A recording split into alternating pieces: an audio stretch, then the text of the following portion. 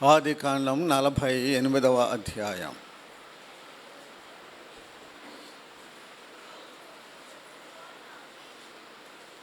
ఆదికాండం 48వ అధ్యాయం మొదటి వచనాలు చదువుకుందామండి.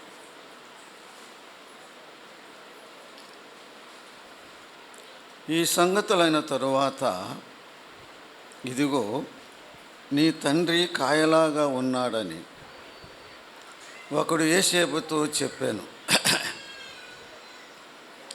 అప్పుడు అతడు మనష్షే ఎఫ్రాయిములు అను తన ఇద్దరు కుమారులను వెంటబెట్టుకొని పోగా, ఇదిగో నీ కుమారుడైన యోసేపు నీ యొద్దకు వచ్చుచున్నాడని యాకోబునకు తెలుపబడెను. అంతటి ఇశ్రాయేలు బలము తెచ్చుకొని తన మంచం మీద కూర్చుండెను. చదవబడిన లేఖన భాగమును దేవుడు తన ఆత్మ ద్వారా దీవించున్నట్లుగా ప్రార్థన చేసుకుందామండి.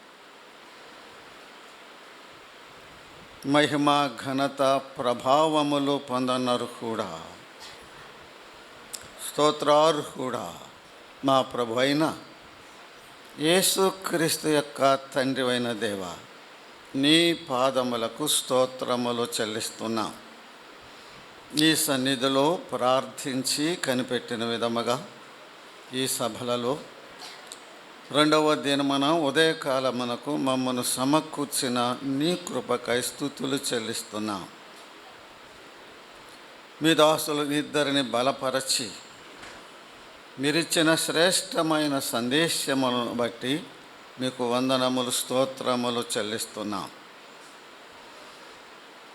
మరి కొంత సమయము నీ సన్నిధిలో ఆశిస్తున్నాము.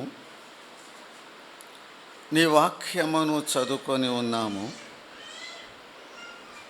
నీ వాక్యము ద్వారా, మీ ఆత్మ ద్వారా మాతో మాట్లాడండి, మమ్మను దిద్దండి.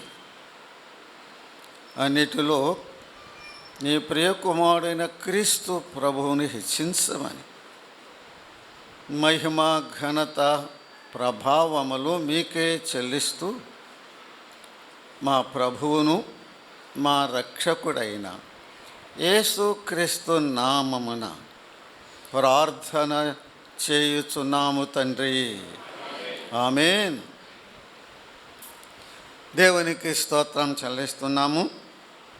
దేవుని యొక్క మహాకృపను బట్టి ఈ యొక్క సభలలో 2వ దినమున ఉదయకాల కూడికకు మనమంతా చేరి వచ్చుటకు ప్రభు చూపిన కృపను బట్టి దేవునికి స్తోత్రములు చెల్లిస్తున్నాం. దేవుడు తన దాసులను ఇద్దరిని బలపరచి ఇచ్చిన ఆ మంచి సందేశములకై దేవునికి స్తోత్రములు చెల్లిస్తున్నాం.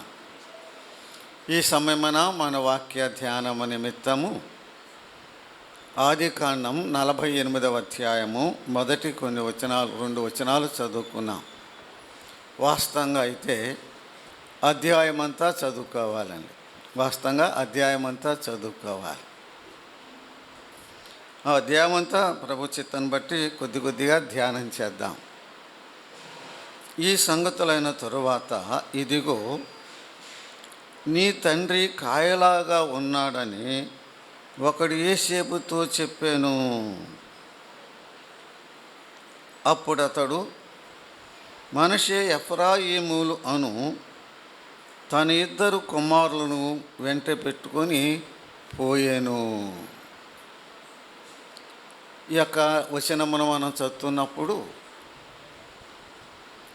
యోసేపు మనకు ఎంతో మాదిరిగా మనం చూస్తున్నామండి. యోసేపు ఐగుప్తు దేశమంతటికి ప్రధానమంత్రిగా ఉన్నాడు, రాజధానిలో ఉంటాడు. తండ్రి వేరే ప్రాంతంలో ఉన్నాడు. ఒకరు వచ్చి, నీ తండ్రి కాయలాగా పడి ఉన్నాడంటే మంచంలో ఉన్నాడు, ఇక చనిపోవటానికి సిద్ధంగా ఉన్నాడు అన్నట్టు అని ఒకడు వచ్చి యోసేపుకు చెప్పాడు. ఆ కాలంలో ఇశ్రాయేలులకు ఫరో గోషేను ప్రాంతమునిచ్చాడు కదండి. గోషేనులో ఉన్నాడు ఎవరు? యాకోబు. దూరమే. తండ్రి మరణశయ్యం పైన ఉన్నాడని వార్త విన్నప్పుడు యాకోబు యొక్క రియాక్షన్ చూడండి. అది యోసేపు యొక్క రియాక్షన్ చాలా గంభీరమైనదండి. ఇక్కడ యోసేపు ముసలివాడైన తన తండ్రిని పరామర్శించిన విధానం ఈనాడు క్రైస్తవులకు మనకు గొప్ప మాదిరి, క్రైస్తవ కుటుంబాలకు మాదిరి, సేవకులకు, పెద్దలకు, అందరికీ మాదిరి. మా నాన్న కాయల పడి ఉన్నాడా, ఇప్పుడు నేను చాలా బిజీగా ఉన్నాను, సరేలే 1-2 రోజుల తర్వాత ఖాళీ సమయం దొరికినప్పుడు పోయి చూసి వస్తాను అనలేదండి. ఏమన్నాడు? కాయలాగా ఉన్నాడని ఒకడు యోసేపుతో చెప్పగా అప్పుడు అతడు మనష్షే ఎఫ్రాయిములను తన 2 కుమారులని వెంట పెట్టుకొని పోయాను. తండ్రిని పరామర్శించటానికి వెళ్ళిన యోసేపు హోదా ఏంటి చెప్పండి? చెప్పే కదా, ప్రధానమంత్రి. తండ్రి ముసలివాడు, ఎక్కడో ఉన్నాడు. అక్కడ అన్నదమ్ములు ఉన్నారు, కుమారులు అందరూ ఉన్నారు. కానీ నేను పెద్దవాడని, హోదా ఉన్నాడు, డిగ్నిటీ ఉన్నది, అధికారం ఉన్నదని అనుకోలేదు. తండ్రిని పరామర్శించడానికి వెళ్ళాడు. మరి వృద్ధులైన మన తల్లిదండ్రులను మనం ఎలా చూస్తున్నాము? అది గొప్ప పాఠం అండి.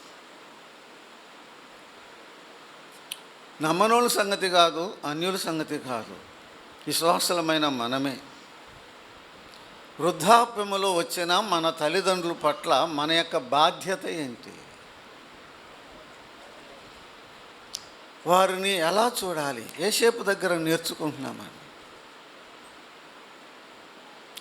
పెద్ద హోదాలో ఉన్న ఆయనే ఏమయ్యాడు? తండ్రి దగ్గరికి పరుగుని వెళ్ళిపోతున్నాడు. నీ తల్లిని గుర్చి, నీ తండ్రిని గుర్చి, వృద్ధాప్యములున్న వారిని గుర్చి బాధ్యత లేదా క్రైస్తవుడా, విశ్వాసి? దేవుని వాక్యం ఏం చెప్పుతున్నది? సామెతల గ్రంథం 30:17 చదువుతారా? 30:17. సామెతలు 30:17 అండి.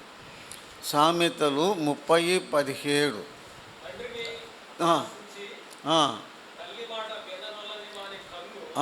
తండ్రిని అపహసించి తల్లి మాట విననొల్లని వాని కన్ను లోయకాకులు పీకును. నిజంగా వచ్చి పీకుతాయని కాదు, దేవుని యొక్క మాటలు అవి. ఆ మాటలు చదువుతున్నప్పుడు తల్లిదండ్రుల పట్ల దేవుని వాక్యం మనకి ఎంత హెచ్చరిక చేస్తుందో చూడండి.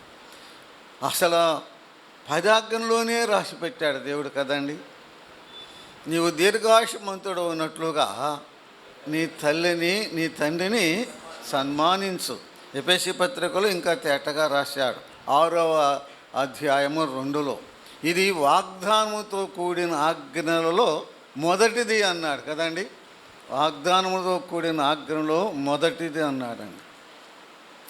2 రాతి పలకల మీద దేవుడు 10 ఆజ్ఞలు రాశాడు. 4 ఆజ్ఞలేమో ఒక పలక మీద రాశాడు. అది దేవునికి మానవునికి సంబంధించినవి అన్నమాట. 2వ రాతి పలక మీద 6 ఆజ్ఞలు రాశాడు.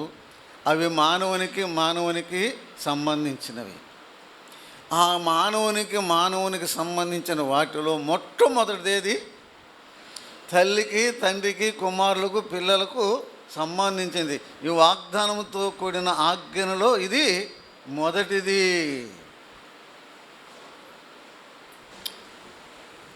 మన తల్లిదండ్రులు మనం చూస్తున్నామా?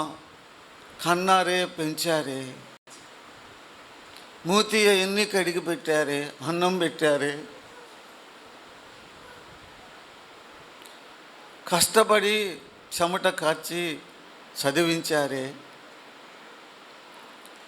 అన్నం లేకపోయినా ఉన్న అన్నం నీకు పెట్టి సంతోషంగా ఉన్నారే.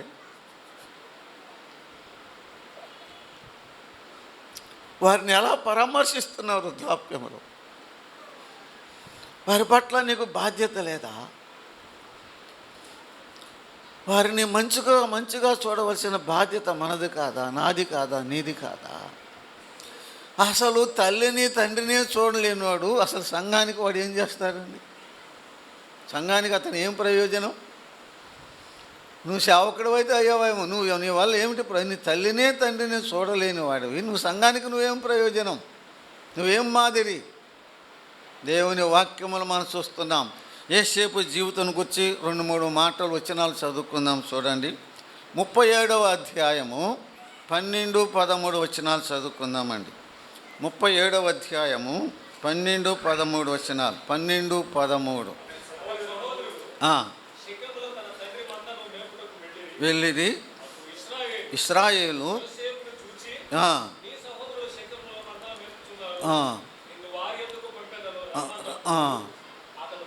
మంచిది వెళ్తానన్నాడు కదండి. వెళ్ళాడు కదా. తండ్రి చెప్పాడు, నీ సహోదరులయ్యా మంద మేపటానికి వెళ్ళాలి, చాలా రోజులైంది, నిన్ను పంపిస్తా, వారి క్షేమ సమాచారం తెలుసుకురావాలంటే అయ్యా నేను పోను అనలేదు. ఎందుకు బావురా? వాళ్ళు నన్ను ద్వేషిస్తున్నారు, పగబట్టారని ఉంది కదా మొదట్లోనే కదండి. వారికి నేనంటే ఇష్టం లేదు, నేను పోను అనలేదు. మంచిది తండ్రి, నేను వెళతా. తండ్రి ఎలమన్నాడు, నేను వెళతాను. విధేయుడు, తండ్రికి విధేయుడైన కుమారుడుగా దేవుని వాక్యములు మనం చూస్తున్నామండి. 46వ అధ్యాయము 29వ వచనమండి. 46:29. 46:20. యేసేపు తన రథమును సిద్ధము చేసుకొని తన తండ్రి అయిన ఇశ్రాయేలును ఎదుర్కొనుటకు గోషేనుకు వెళ్ళి అతనికి కనబడెను. అప్పుడు అతని మెడ మీద పడి అతని మెడ పట్టుకొని ఎంతో ఏడ్చెను. తండ్రికి స్వాగతం చెప్తున్నాడండి, వెళ్తున్నాడండి. వెల్కమ్. ఎలా వెళుతున్నాడు? రథం మీద వెళుతున్నాడు. తండ్రిని తీసుకొచ్చుకుంటున్నాడు, ఆహ్వానిస్తున్నాడు, వెల్కమ్ చేస్తున్నాడు. రథం మీద తీసుకెళ్ళి తండ్రిని తీసుకొస్తున్నాడండి. వారి తండ్రి కుమారుల యొక్క ఆప్యాయత అనుబంధం అసలు మెడ మీద పడి ఏడ్చాడు అంటే ఆ యొక్క ఆప్యాయత, గాఢమైన అనురాగం, ఆ బంధం ఎంత గొప్పదో దేవుని వాక్యములు మనం చూస్తున్నాం. సరే వస్తాలేరా, అయ్యోదా రే నాన్న తీసుకురా అని చెప్పలేదు. ఈయనే స్వయంగా వెళ్ళాడు. పనులన్నీ పక్క పెట్టి, రాజ్య పరిపాలన భారం ఉంది, ఎన్నో ఉన్నాయి పక్కన పెట్టి, ఈయనే వెళ్ళి తండ్రిని రథం ఇచ్చి రథం మీద తండ్రిని ఆహ్వానించిన విధానం చాలా గంభీరమైన విధానం అండి. అదే వచ్చి చూడండి, 48వ అధ్యాయము 12వ వచనం చదువుకుందామండి. 48:12. యేసేపు తన ఇద్దరు కుమారులను తీసుకొని అతనికి సాష్టాంగ నమస్కారము చేశాను. తండ్రికి ఏం చేశాడు చెప్పండి అమ్మా? ఏం చేశాడు? తండ్రికి సాష్టాంగ నమస్కారం చేశాడు. ఉన్నారా ఎవరన్నా?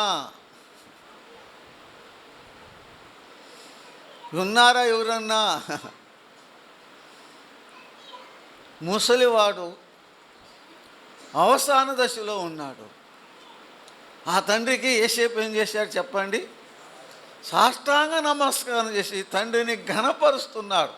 ఎవరైనా దేశానికి చెప్పండి ప్రధాన మంత్రి, ప్రభువు కదా, దేశానికి, ఐగుప్తు దేశానికి ప్రభువు తండ్రికి సాష్టాంగ నమస్కారం చేశాడు. How he respected his father. తన తండ్రిని ఎంతగా ఘనపరుస్తున్నాడో చూడండి. 50వ అధ్యాయము 1వ వచనం కూడా చదువుకుందామండి. 50వ అధ్యాయం. యేసేపు చనిపోయాడు యాకోబు. తన తండ్రి ముఖం మీద పడి ఏడ్చి అతనిని ముద్దు పెట్టుకొనెను. తండ్రి చనిపోయినప్పుడు యోసేపు ఏం చేశాడు చెప్పండి? తండ్రిని ఏం చేశాడు? ముద్దు పెట్టుకున్నాడు. తండ్రి పట్ల యోసేపుకున్న గౌరవం, తండ్రిని యోసేపు పరామర్శించిన విధానం, విశ్వాసులమైన మనకి it is a challenging message. అది సవాలుతో కూడిన సందేశం అండి. సమయం లేదు, మరి నాకు చెప్పాలని ఉంది. నాకు మా నాన్న అయినప్పుడు 6వ తరగతి 7వ తరగతి చదువుతున్నానండి. 6వ తరగతి 7వ చదువుతున్నా. పండుకున్నాము. మా నాన్న దగ్గరే పండుకునేవాడు. నేను పండుకుని పెట్టుకునేవాడు నన్ను. ఎంఏ చదువుతున్నప్పుడు కూడా నా దగ్గర పండుకోరు అనేవాడు. పండుకునేవాడిని అండి. చెప్తూ ఏరా అయ్యా, నువ్వు పెద్ద బాగా చదువుకున్న తర్వాత ఆయన ప్రిన్సిపాల్ గారు వాళ్ళ నాన్నకి చేసినట్టు మాకు కూడా చేస్తావేంట్రా అన్నాడండి. నేను అప్పుడు 6వ 7వ చదువుకుంటున్నానండి. ఆ ప్రిన్సిపాల్ గారు వాళ్ళ నాన్నకి చేసినట్టు చేస్తావేరా మాకు కూడా అన్నాడండి. ఆయన ఎందుకు అన్నాడో తెలియదు. ఏంటి నాన్న, ఎవరు నాన్న అన్నాను. ఏం లేదయ్యా, మెడ్రాస్ అనేవాళ్ళు అప్పుడు, చెన్నై కాదు కదండి, మెడ్రాసులో ఒక కాలేజీకి పెద్ద ప్రిన్సిపాల్ ఉన్నాడు, పెద్ద హోదారా, మా ఆయనకి పెద్ద హోదా, మా రోజుల్లో పెద్ద ఉద్యోగం, పెద్ద హోదా. వాళ్ళ తండ్రి అంతా తెలుగోళ్ళేరా, తండ్రికి బాగా కష్టపడి చదివించాడు. వృద్ధుడైపోయినప్పుడు ఇంటికి ఆ తండ్రి తీసుకెళ్ళాడు ఆయన దగ్గరికి. ఎక్కడికి? ప్రిన్సిపాల్ గారు ఇంటి దగ్గరే పెట్టుకున్నాడు అన్నమాట. ఒకరోజు ప్రిన్సిపాల్ గారు బర్త్డే వచ్చిందంటండి. పెద్ద పెద్దోళ్ళు వస్తారు కదండి, గ్రీటింగ్ ఎన్నెన్నో వస్తాడంట. వాళ్ళ నాన్నకి మంచి చొక్కా అన్నీ కుట్టించాడంట. ఒక పక్కన కుర్చీ వేసి కూర్చున్నాడు వాళ్ళ నాన్న. ఇక పెద్ద పెద్దోళ్ళు వచ్చి ఇక గ్రీటింగ్ చెప్తూ అవి చెప్తూ ఇవి చెప్తూ అన్నీ చేసి బాగుంది, భోజనాలు చేస్తూ ఇందు ఆరగించి వెళుతూ ఉంటే ఎవరో ఒక ఆయన పోతూ అన్న, ఈ ముసలాయన ఎవరయ్యా అన్నాడంటండి. ఎవరన్నారు? ఏమన్నారు? ఈ ముసలాయన ఎవరయ్యా అంటే ఆ ప్రిన్సిపాల్ గారు అన్నాడంట, మా తోటమాలి అన్నాడంట, గార్డెనర్ అన్నాడంట. ఏమన్నాడు చెప్పరే? అసలు ఏమనాలి? మా తండ్రి అనాలి కదా, నన్ను కన్నీ పెంచిన మా తండ్రి అనాలి, నా తోటమాలి అన్నాడు. ఆ మాట ముసలోడు విన్నాడు. నేను నీ తోటమాలిన అంటరా? నేను నీ తోటమాలినా? నేను నీకు తోటమాలినా అని చెప్పి అందరూ అయిపోయారు, పనుకున్నారు. అక్కడే బావి ఉంటే బావిలో పడి చనిపోయాడు. నిజం, అట్ట చేస్తావేరా మమ్మల్ని అన్నాడు.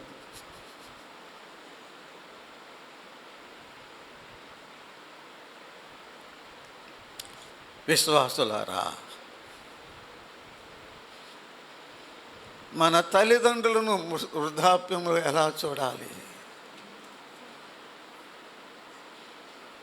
ఎవరు చూస్తారు? నేను చూడలేదా? నన్ను కనీ పెంచారే, కష్టపడి చదివించారు, చెమట కార్చారే, జ్ఞాపకం రావట్లేదా?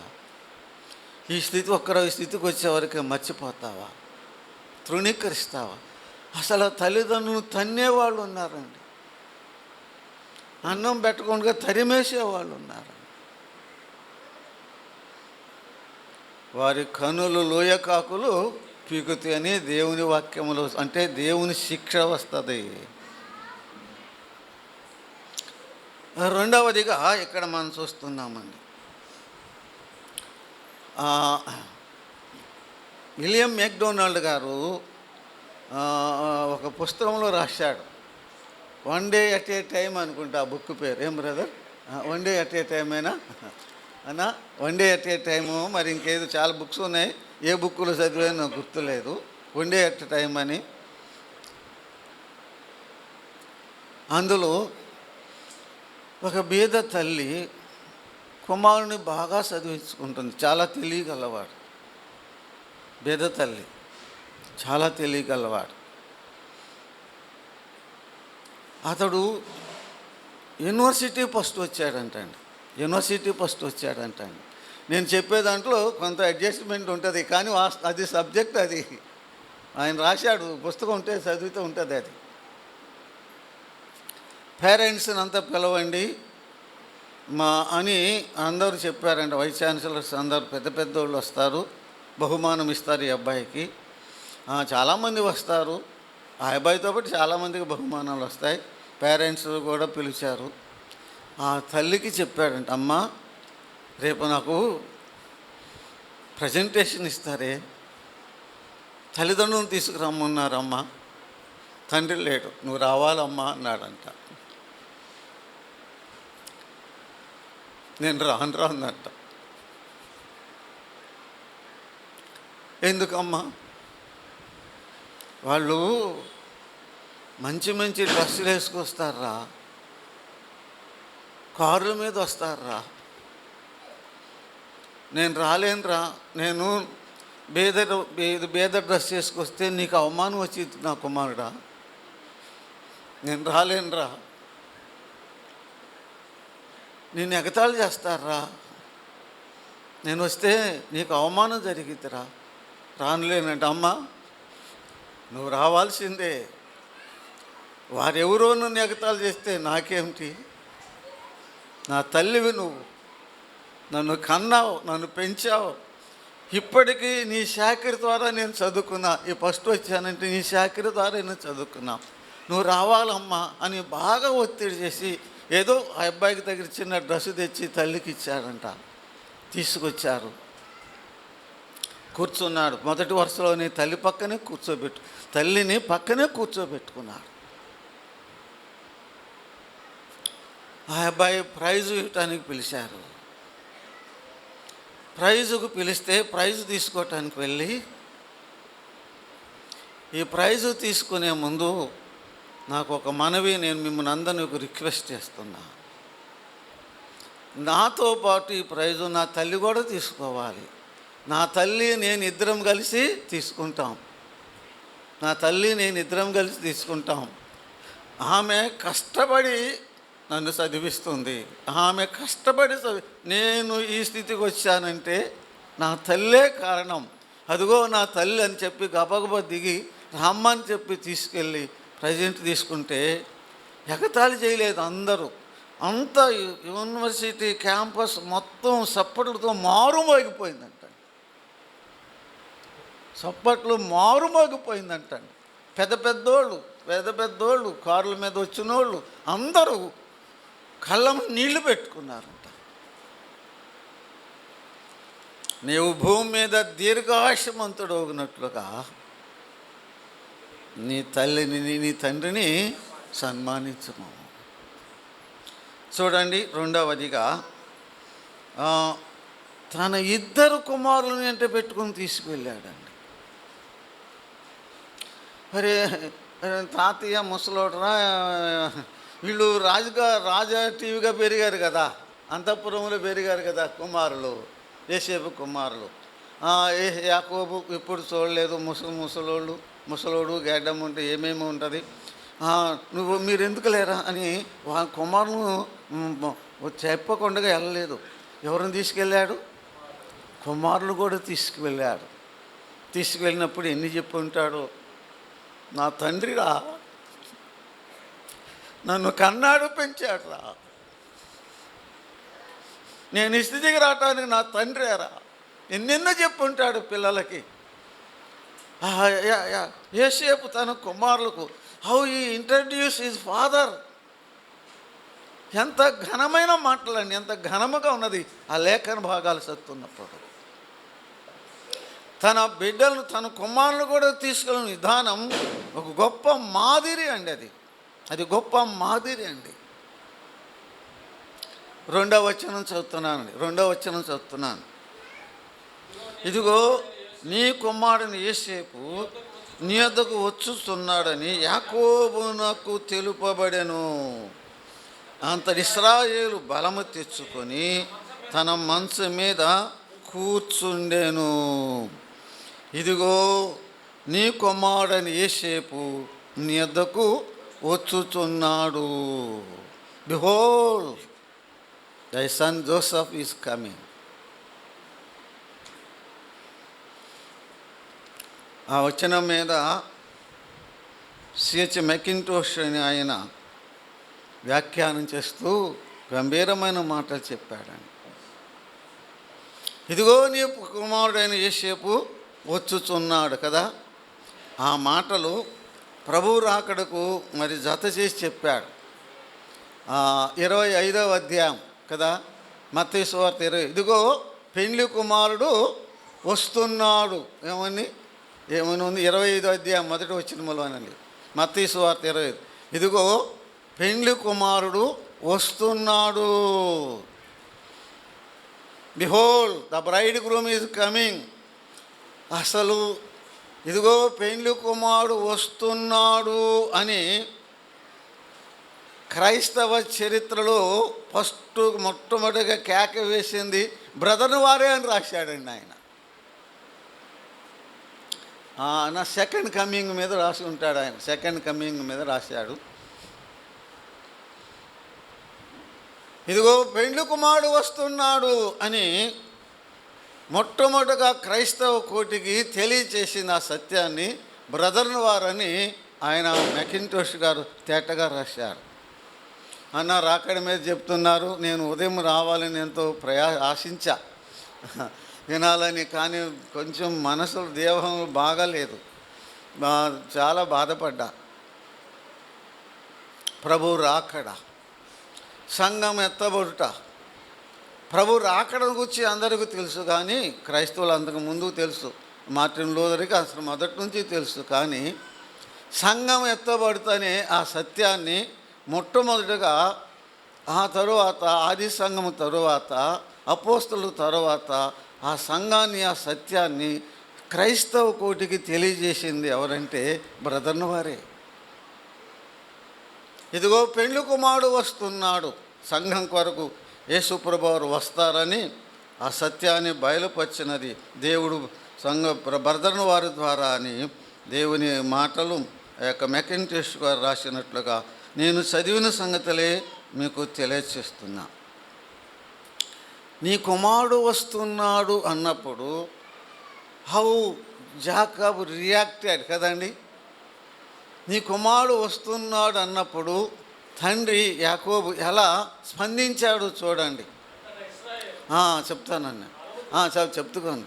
అలాగనే పెండ్లి కుమారుడు వస్తున్నాడు అన్నప్పుడు మనం ఎలా స్పందించాలి? దేవుని పిల్లలం మనం ఎలా స్పందించాలి? ఇదిగో నీ కుమారుడు యోసేపు వస్తున్నాడు అన్నప్పుడు యాకోబు ఏం చేశాడు? చూడండి, ఆ మాట చదవండి. ఇదిగో నీ కుమారుడైన యోసేపు నీ యొద్దకు వచ్చుచున్నాడు, యాకోబు నాకు తెలుపబడెను. అంతటా ఇశ్రాయేలు బలము తెచ్చుకొని కూర్చుండెను. యాకోబు ఏమో చెప్పింది ఎవరికి? యాకోబు కదా. మంచంలో ఉంది ఎవరు? యాకోబే. మంచంలోని యాకోబుకు వర్తమానం వచ్చింది. ఇంకా యోసేపు అట్లా వస్తున్నాడు కాబోలు, ఒకడు వచ్చి గబగబో నీ కుమారుడు వస్తున్నాడు అన్నప్పుడు చెప్పిందేమో యాకోబుకు. అంతటా చదవయ్యా, అంతటా ఇశ్రాయేలు బలము తెచ్చుకొని మంచం మీద కూర్చుండెను.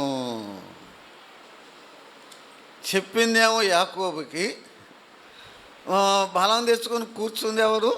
ఇశ్రాయేలు. ఇంతకీ యాకోబు ఎవరు, ఇశ్రాయేలు ఎవరు?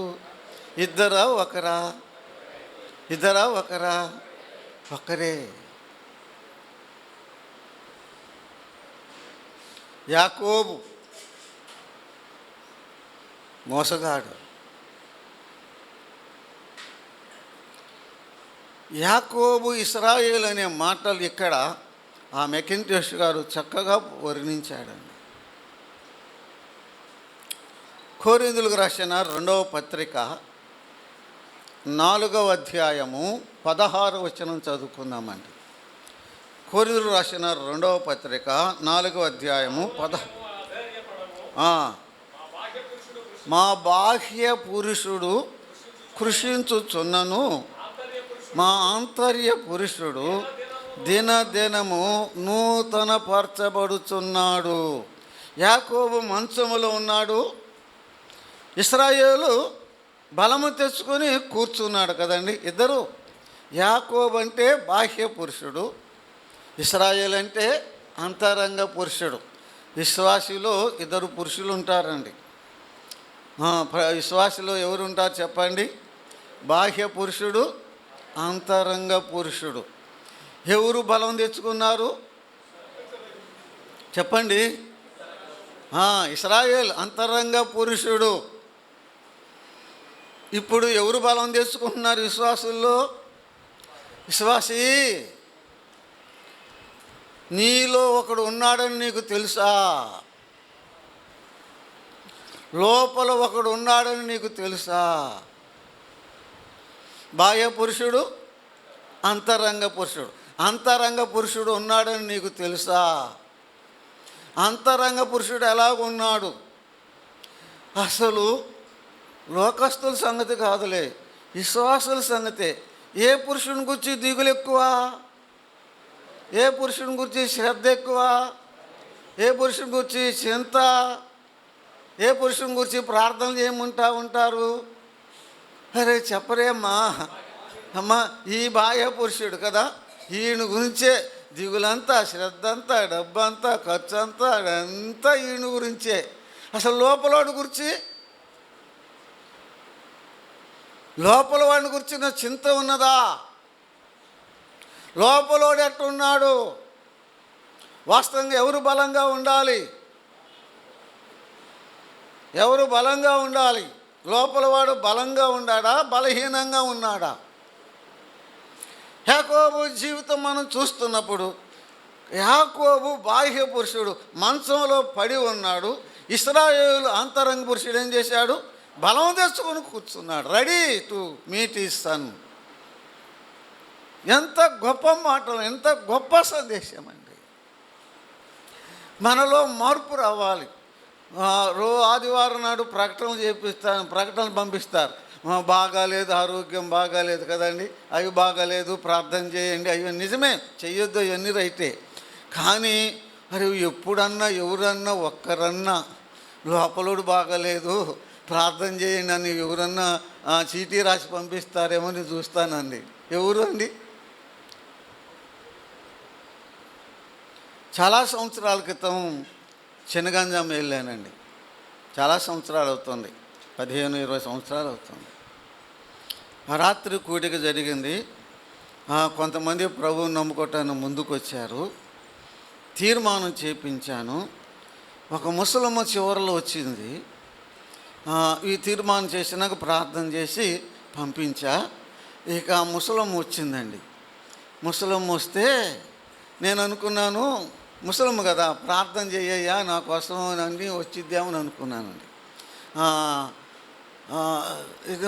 అమ్మా ఏంటి వచ్చాము? ఆయా ప్రార్థన చెయ్యి అందండి. నేను అన్నాను, అమ్మ నేను అడుగుతా ఎందుకమ్మా ప్రార్థన అని. చెప్పాలి కదా పలాందా ఇదని. ఆమె ఏముందో తెలుసా? నా లోపలోడు బలంగా ఉండాలని ప్రార్థన చెయ్యి అందండి. అమ్మ అసలు నువ్వు ప్రభువుని నమ్ముకున్నావంటే, అయ్యో నేను ఎప్పుడో నమ్ముకున్నావు. ఆ సంఘస్థులు అసలు ఈ సంఘం ప్రారంభంలో మొట్టమొదటి విశ్వాసులు ఈమె ఒక విశ్వాసి అన్నారండి. ఆమె ఏమంది? నా లోపలోడు బలంగా ఉండాలని ప్రార్థన చేయండి. నాకెంత సిగ్గేసిందండి. యాకోబు మంచములో ఉన్నాడు. శరీరము కేవలము నిష్ప్రయోజనం అన్నాడు యేసుప్రభువారు మత్తయి యోహాను సువార్త 6లో. లోపల వాడిని గురించిన చింత లేదు.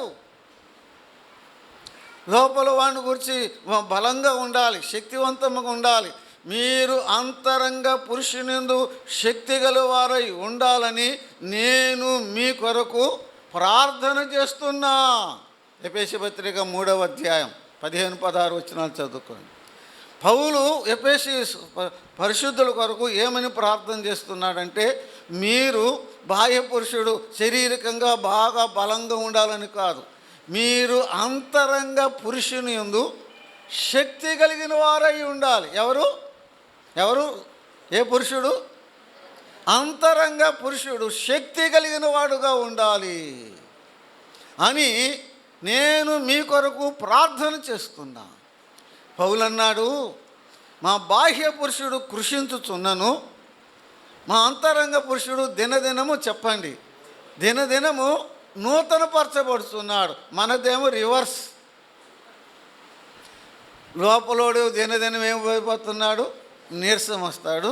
ఈడేమో బయటకు వస్తున్నాడు. ఆలోచన చేసుకో. దైవజనులు ప్రభుదాస్ గారు ఎప్పుడు ఒక ఉపమానం చెప్తూ ఉంటాడండి. ఒక ఇంటిలో తెల్లపిల్లి నల్లపిల్లి 2 ఉన్నాయి అంటండి. ఏమున్నాయి? తెల్లపిల్లి నల్లపిల్లి. ఎప్పుడు కొట్టుకుంటూనే ఉంటాయంటండి. ఏ పిల్లి గెలిచిద్ది చెప్పమన్నాడండి ఆయన. తెల్లపిల్లి నల్లపిల్లి, ఏ పిల్లి గెలిచి చెప్పమన్నాడండి? చెప్పండి. నల్లపిల్లే. మామూలుగా అసలు ఏ పిల్లి గెలిచిద్ది? ఆ పెంచే ఆయన ఏ పిల్లికైతే మంచి ఆహారం పెడతాడో చెప్పండి, ఏది బలంగా ఉంటుందో చెప్పండి. అంతే కదండి. ఏది బలంగా ఉంటుందో ఆ పిల్లి గెలిచిద్ది. ఏది బలహీనంగా ఉంటుందో ఆ పిల్లి ఓడిపోయిద్ది. మరి ఎవరికి ఆహారం పెడుతున్నావు? తెల్లపిల్లికా నల్లపిల్లికా? లోపలోడుకా బయటోడుకా? యాకోబు మంచములో కాయలా పడి ఉన్నాడు. అంతటి ఇశ్రాయేలు లేచి బలము తెచ్చుకొని కూర్చుండెను అనే మాట చూస్తున్నామండి. దేవునికి స్తోత్రం చెల్లిస్తున్నాం. కుమారుడు యోసేపు రాగానే యాకోబు యొక్క గత చరిత్ర అంతా జ్ఞాపకం చేసుకున్నాడు. మీరు చదువుకోండి. దేవుడు యాకోబుకు ఎలాంటి వాగ్దానం చేశాడో ఆ మాటలు చెప్తున్నాడండి. తండ్రి ఇంటి నుంచి పారిపోతున్నాడు కదండి, పారిపోయాడు కదా. పారిపోతున్నప్పుడు జరిగిన సంఘటన ఇదిగో చూడండి 3వ వచనం. యోసేపును చూసి కానాను దేశమందు లూజులో సర్వశక్తి గల దేవుడు నాకు కనబడి నన్ను ఆశీర్వదించాడు. ఈ రివ్యూ ద హిస్టరీ. తన కుమారునికి చెప్తున్నాడు దేవుడు యాకోబు పట్ల చేసిన ఆ గొప్ప కార్యములు, ఆయన ఎలా సంధించాడో, ఎలా పలకరించాడో, ఎలా ఆశీర్వదించాడో, ఎలా వాగ్దానం చేశాడో అవన్నీ తన కుమారుని యోసేపుకు వివరిస్తున్నాడండి. పక్కన ఎవరున్నారు? ఎవరున్నారు చెప్పండి? మనవాళ్ళు ఉన్నారు. ఎవరున్నారు? గ్రాండ్ చిల్డ్రన్ కదండి, మనవాళ్ళు ఉన్నారు. వారు వింటున్నారు, వారికి తెలియజేస్తున్నారు. తరము తర్వాత తరము, తరము తర్వాత తరం దేవుని యొక్క ఔన్నత్యం, ఈ దేవుడు ఎలా ఆశీర్వదించాడు. అయ్యా నేను పారిపోతున్నాను రా, నా దగ్గర ఎవరు లేరు, నేను ఒంటరిగానే ఉన్నా. అనిషిధ రాత్రిలో ఆ రాయిని తలగడగా చేసుకొని పండుకున్నప్పుడు ఆ భీకరమైన అరణ్యములో నాకు తోడెవరు? నా కుమారుడు యోసేపు దేవుడే. లూజులో నాకు ప్రత్యక్షమై నన్ను ఆశీర్వదించాడు. నీకు నీ సంతానానికి దేశాన్ని ఇస్తానని వాగ్దానం చేశాడని దేవుని వాగ్దానాన్ని యోసేపుకు మరలా గుర్తు చేశాడు. పక్కనే మనవులు కూడా వింటున్నారండి. ఆ తరువాత యోసేపు తల్లి తనకు ప్రియమైన భార్య యొక్క రాహేలు మరణమును గురించి తెలియచేస్తున్నాడు. పంచుకుంటున్నాడు అన్నమాట, కుమారునితో పంచుకుంటున్నాడు. ఆ ఇద్దరు ఎంత కన్నీరు కార్చుకుని ఉన్నారో. రాహేలుడు పలానా చోట నేను సమాధి చేశాను రా, నీ తల్లి అక్కడ చనిపోయింది, నేను సమాధి చేశాను. ఆ సంభవములు, ఆ మాటలు ఎంత గంభీరమైనవండి. అంత చరిత్ర చెప్పాడు. దేవునికి స్తోత్రం చెల్లిస్తున్నాం. దేవుని వాక్యం నేను అక్కడ పాతి పెట్టాను అని చెప్పి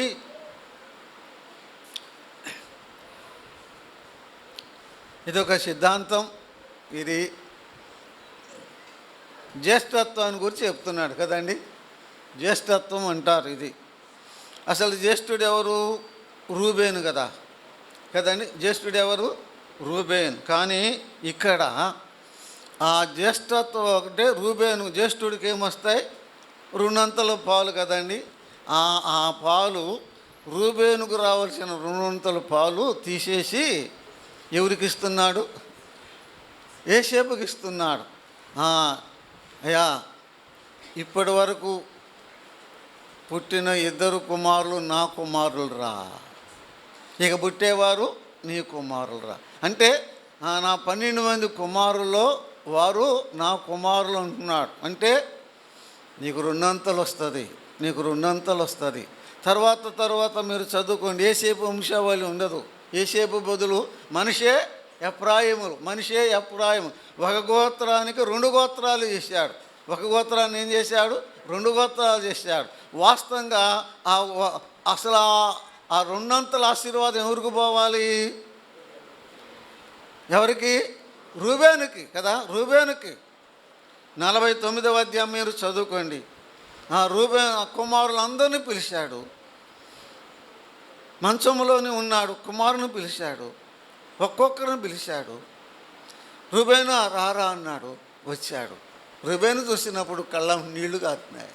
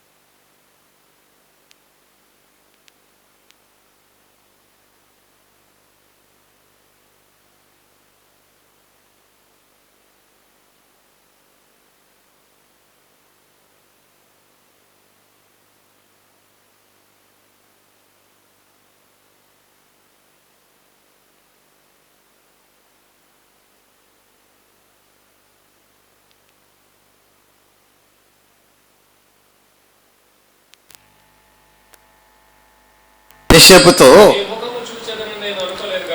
నా కుమారుడా, నీ ముఖం చూస్తాను అనుకోలేదురా. దేవుడు చదవయ్యా, నీ సంతానమును కూడా నాకు చూపించాడు రా. ఏమన్నాడు? యాకోబు యోసేపును చూశాడు. ఇద్దరు కుమారులు.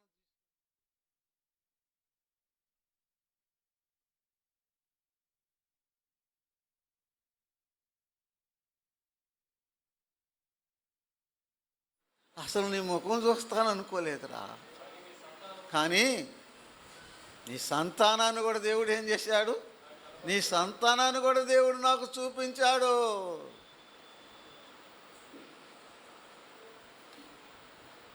అడుగు వాటి కంటేను, ఊహించు వాటి కంటేను అత్యధికంగా చేయ శక్తి గల దేవునికి ప్రభువైన యేసుక్రీస్తు ద్వారా సంఘములో యుగయుగములో మహిమ కలుగునుగాక. ఆమేన్. నిన్నే చూస్తాననుకోలేదు, కానీ నిన్ను చూపించాడు, నీ కుమారుని కూడా చూపించాడు. అడుగు వాటి కంటేను, ఊహించు వాటి కంటేను కదండి. యాకోబు ఊహించలేదు కదా, కానీ ఊహించు వాటికంటే ఏం చేశాడు? అధికంగానే చేశాడు. సొలొమోను అడగలేదండి. ఏం అడగలేదు? ఆ రాత్రి దేవుడు దర్శనములో సొలొమోను నీకేం కావాలంటే ఏమన్నాడు? నాకు జ్ఞానము కావాలన్నాడు. కానీ ఇంకేం అడగల, జ్ఞానమే అడిగాడు. కానీ దేవుడు ఏమన్నాడు?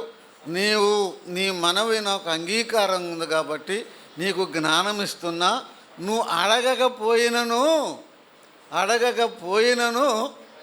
నీకు ఐశ్వర్యము ఘనతనిస్తున్నా. అడగలేదు. అడుగు వాటి కంటేను, ఊహించు వాటి కంటేను అత్యధికంగా చేయ శక్తి గల దేవునికి స్తోత్రములు అని పౌలు భక్తుడు ఎఫెసీ పత్రిక 3వ అధ్యాయము ముగిస్తున్నాడండి. దేవునికి స్తోత్రం చెల్లిస్తున్నాం. ఇద్దరు మనవులని దీవించాలి. కానీ ఈ మాట చూడండి, 16వ వచనం 15వ వచనం అండి. అప్పుడు అతడు యోసేపును దీవించి, నా పితరులను అబ్రహాము ఇస్సాకులు ఎవని ఎదుట నడుచుండిరో ఆ దేవుడు, నేను పుట్టినది మొదలుకొని నేటి వరకు ఎవడు నన్ను పోషించునో ఆ దేవుడు. దేవుని ఎట్లా హెచ్చిస్తున్నాడు చూడండి. ఆ అబ్రహాము ఇస్సాకును గురించి ఎంత గొప్పగా చెప్పుకుంటున్నాడు చూడండి. తన తండ్రులను గురించి అబ్రహాము ఇస్సాకులు ఎవరనుకున్నావు? వారు దేవుని ఎదుట నడిచారు. నేను పుట్టిన మొదలుకొని ఎవడు నన్ను పోషించాడో ఆ దేవుడు. ఎవరు పోషించారు నన్ను? దేవుడు పోషించాడు. అబ్రహాము ఇస్సాకుల దేవుడు నన్ను కూడా పోషించాడు. ఆ దేవుడు అనగా సమస్తమైన కీడుల నుంచి నన్ను తప్పించిన దూత ఈ పిల్లల్ని ఏం చేస్తాడు? ఆశీర్వదించునుగాక అని. నా పేరు అబ్రహాము పేరు, ఇస్సాకు పేర్లు, నా పితరుల పేర్లు పెట్టాలిరా. ఎవరి పేర్లు పెట్టాలి? ఆ మాటలు చెప్పండి. అమ్మ ఏమన్నాడు చెప్పండి క్రైస్తవులారా? ఏమన్నాడు యాకోబు? నా పేరు పెట్టండిరా మీ పిల్లలకి, అబ్రహాం పేరు పెట్టండిరా, ఇస్సాకు పేరు పెట్టండిరా, మా పితరుల పేర్లు పెట్టండిరా అన్నాడు ఆనాడే యాకోబు. ఈనాడు ఎవరి పేర్లు పెడుతున్నారు? క్రైస్తవులు, విశ్వాసులు, ఆరాధన చేసేవారు, సేవకులు కూడా పిల్లలకి ఏం పేర్లు పెడుతున్నారు? ఎవరి పేర్లు పెడుతున్నారు? But A shameful thing it is. ఎంత అవమానకరం అండి.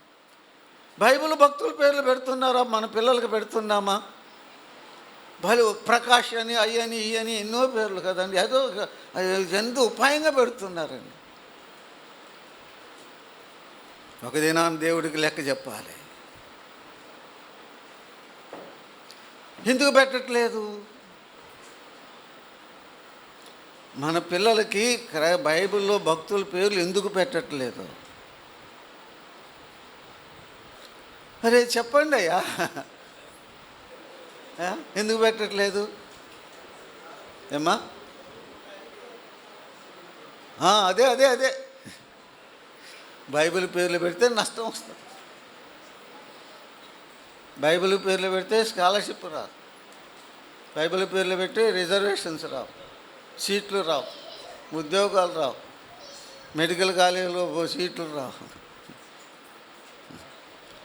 మిగిలిన వాళ్ళ సంగతి కాదు నేను అనేది, సేవకులే అట్లా చేస్తున్నారు. అబ్రహాము యాకోబు తెలియచేశాడు మనకు వేల సంవత్సరాల నాడే, మన పిల్లలకి ఎవరి పేరు పెడుతున్నావు? అరే క్రికెట్ ప్లేయర్స్ పేర్లు పెడుతున్నారు, ఏనా పెట్టట్లేదా?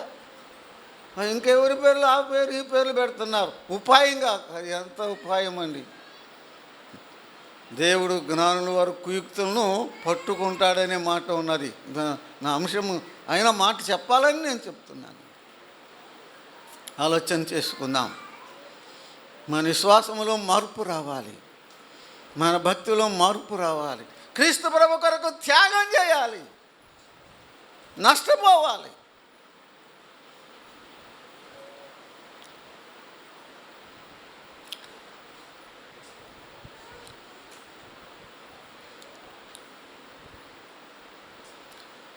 మా నాన్నగారు నన్ను క్రైస్తవుడిగానే చదివించాడు.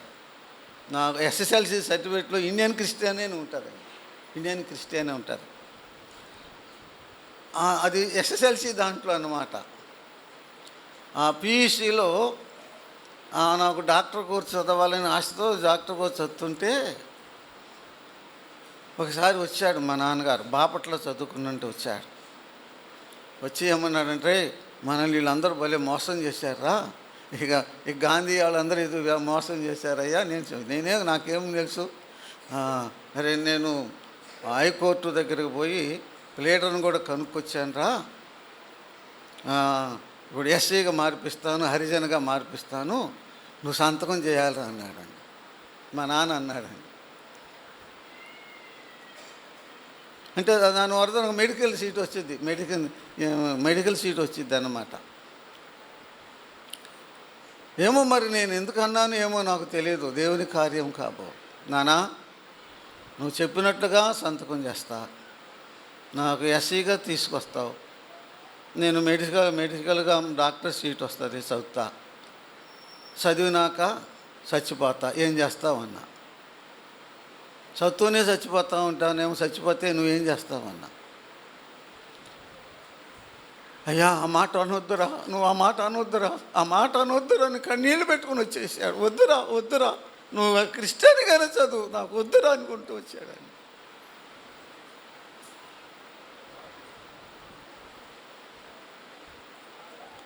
నా పేరు పెట్టు, అబ్రహాము పేరు పెట్టు, ఇస్సాకు పేరు పెట్టు, పితరుల పేర్లు పెట్టు.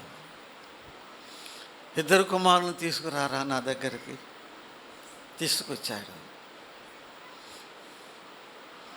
వారి మీద చేతులుంచి ఆశ్రయించబోతున్నాడు అన్నమాట. యాకోబు కుడి చేతి వైపేమో మనిషే పెద్ద కొడుకు అన్నమాట, పెద్ద కుమారుని పెట్టాడు. యాకోబు ఎడమ చేతి వైపేమో చిన్న కుమారుడు ఎవరు, ఎఫ్రాయిముని పెట్టాడు. తండ్రి ఇదిగో నా కుమారులు చూపు లేదు, ఇదిగో దీవించమని ఇద్దరిని తీసుకొచ్చి ఇద్దరిని ఎదురు పెట్టాడు. కుడి చేతి వైపు ఎవరు ఉన్నారు? మనిషే పెద్దవాడు. ఎడమ చేతి వైపు ఎవరు ఉన్నారు? ఎఫ్రాయిం చిన్నోడు. యాకోబు చాలా ఉపాయం గలవాడు కదా, తడిని చూశాడు. ఈడేమో కొంచెం ఎత్తుగా ఉన్నాడు, ఈడేమో కొంచెం తక్కువగా ఉన్నాడు. వీడు పెద్దోడా, వీడు చిన్నోడా, ఇంకా దగ్గరికి రండిరా. దగ్గరకు వచ్చారు. ఇట్లా చేతులు పెట్టి ఇక దీవించబోతుంటే, అది కాదు తండ్రి, అది కాదు, వీడు పెద్దోడు, వీడి మీద చేయబెట్టు, వీడు చిన్నోడు, వీడి మీద ఎడం చేయబెట్టు, వీడి మీద కుడి చేయబెట్టు, అట్లా దీవించమంటే యాకోబు ఏమన్నాడు చూడండి. అది నాకు అది 19వ వచనం. అయినను అతని తండ్రి ఒప్పక, అది నాకు తెలియను, నా కుమారుడు అది నాకు తెలియను. ఏమన్నాడు చెప్పరే? ఎవరి మీద కుడి చేయి పెట్టాలో, ఎవరి మీద ఎడం చేయి పెట్టాలో అది నాకు తెలుస్తును, నా కుమారుడు అది నాకు తెలుస్తుందంటే, అది నాకు తెలుసునంటే ఎవరికి తెలియదని? చెప్పయ్యా. యేసేబా నీకు తెలియదురా, నీకు తెలీదు, ఎవరికి తెలుసు చెప్పరే? నాకు తెలుసు, నీకు తెలీదు. ఆ రోజుల్లో ఆనాటి లోకములో ఆ ప్రపంచమంతలో జ్ఞానం గలవాడెవరు? ఏందయ్యా ఎవరు? యోసేపు. నీ అంత జ్ఞానం గలవాడు నా దేశంలో ఒక్కడు లేడు అన్నాడు కదయ్యా ఫరో. అంత జ్ఞానం గలవాడు యోసేపుతో తండ్రి యాకోబు ఏమంటున్నాడు? నా కుమారుడా నీకు తెలియదురా అనుకుండగా ఏమన్నాడు? అది నాకు తెలుసురా, అది నాకు తెలుసు, అది నీకు తెలియదు. ఇక్కడ యాకోబు వృద్ధుడు, అనుభవం ఉన్నది. యాకోబుకి ఏముంది? ఆ అనుభవం ఎదుట జ్ఞానం ఏమైందండి? చెప్పరే. అనుభవం ఎదుట జ్ఞానం ఎగిరిపోయింది. అనుభవం, ఎక్స్పీరియన్స్, అనుభవం ఎదుట జ్ఞానం ఎగిరిపోయింది. నీకు తెలియదులేరా, నాకు తెలుసు. కుడి చేతిని ఎఫ్రాయిం మీద పెట్టాడు, ఎడమ చేతిని మనిషి మీద పెట్టాడు. హీ క్రాస్డ్ హిజ్ హ్యాండ్స్ అని మాథ్యూ హెన్రీ అనే గొప్ప బైబిల్ వ్యాఖ్యానకర్త రాశాడండి. ఈ క్రాస్డ్ హిజ్ హ్యాండ్స్. ఇంగ్లీష్లో అయితేనే బాగుంటుంది, తెలుగులో చెప్పలేం. అంటే క్రాస్ అంటే చేతులు ఇట్లా పెట్టాడు కదండి. అసలు క్రాస్ అంటే ఇప్పుడు మనం ఏం చెప్పుకుంటాం క్రైస్తవులమి? సిలువ కదా. సిలువలో ఆశీర్వాదం ఉంది. సిలువలో ఏముంది? సిలువలో ఆశీర్వాదం ఉంది అని రాశాడండి ఆయన. సిలువలో ఆశీర్వాదం ఉంది, సిలువలో దీవెన ఉంది. సిలువలో యేసు క్రీస్తు ప్రభు యొక్క సిలువలో పాప మానవాళికి రక్షణ ఉన్నది. సిలువ లేని వార్త, విలువ లేని వార్త సిలువ. మేము సిలువ వేయబడిన క్రీస్తును ప్రకటిస్తున్నామని పౌలు భక్తుడు తెలియచేస్తున్నాడు. సిలువను గూర్చిన వార్త నశించుతున్న వారికి అది వెర్రితనము, కానీ రక్షించబడుతున్న మనకు అది దేవుని శక్తి. There is salvation, there is blessing. ఆ సిలువలో రక్షణ, సిలువలోనే ఆశీర్వాదం, సిలువలోనే సమస్తం, సిలువలోనే దీవెన. He crossed his hands. అక్కడ సిలువను చూసినట్లుగా, సిలువను చూపించినట్లుగా ఆ యొక్క గొప్ప భక్తుడు రాశాడండి. 21 వచనం చదువుకుందాం. 21 వచనం. అదిగో ఇశ్రాయేలు, ఇదిగో నేను చనిపోతున్నాను, అయినను దేవుడు మీకు తోడుగా ఉంటాడు, దిగులు పడొద్దు. తండ్రి ఆఖరిగా పిల్లలకు చెప్పే మాట ఇదే. ఏమండి? నేను చనిపోతున్నా, కానీ మీరు చెప్పండి, మీరు దిగులు పడొద్దు. ఎందుకు? దేవుడు మీకు తోడుగా ఉంటాడు, దేవుడు మీకు తోడుగా ఉంటాడు. ఇదిగో నేను చనిపోతున్నా, దేవుడు మీకు తోడుగా ఉంటాడు. ఆయన పేరే ఇమ్మానుయేలు. ఇమ్మానుయేలు అనగా దేవుడు మనకు తోడు. మన తల్లిదండ్రులు పోయారు, దేవుడు మనకు తోడుగా ఉన్నాడు. మనం పోతాం, పిల్లలారా దేవుడు మీకు తోడుగా ఉంటాడు. సంగమా మేము పోతాం, సంగమా దేవుడు మీకు తోడుగా ఉంటాడు. వెళ్ళిపోతాం ఒక తర్వాత తరం, కానీ దేవుడు తోడు తరతరాలకి ఆయన తోడు ఉంటుంది. ఇక సమాప్తి వరకు సదాకాలం నేను మీతో ఉన్నానని వాగ్దానం చేసిన వాడు. నేను చనిపోతున్నా, దేవుడు మీకు తోడుగా ఉంటాడు. చదువుతాయా తర్వాత? నీకు తోడై ఉండి చదువు అదే మాట చాలు, అదే మాట. ఇదిగో నేను చనిపోతున్నాను, దేవుడు మీకు తోడై ఉంటాను, మీ పితరుల దేశమునకు మిమ్మల్ని మరలా తీసుకొని పోవును.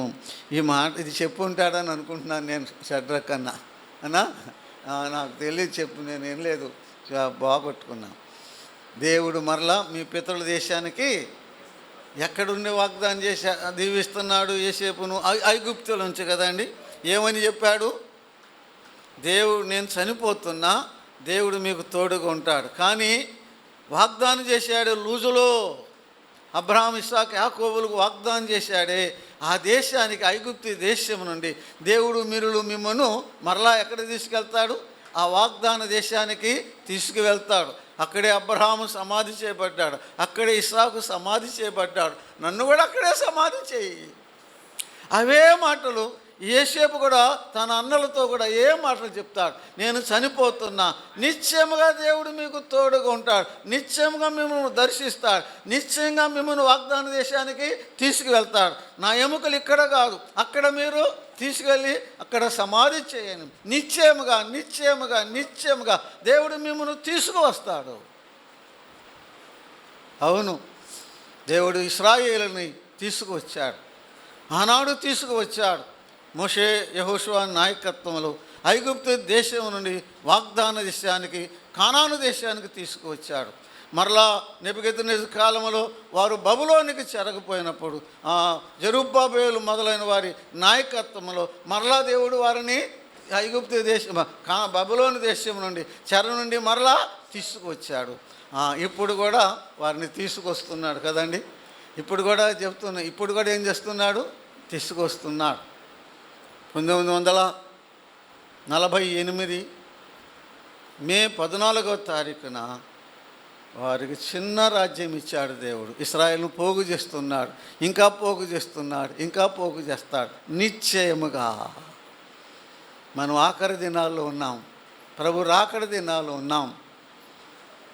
విశ్వాసి, ఇదిగో నీ కుమారుడు వస్తున్నాడు అన్నప్పుడు ఇశ్రాయేలు ఏం చేశాడు?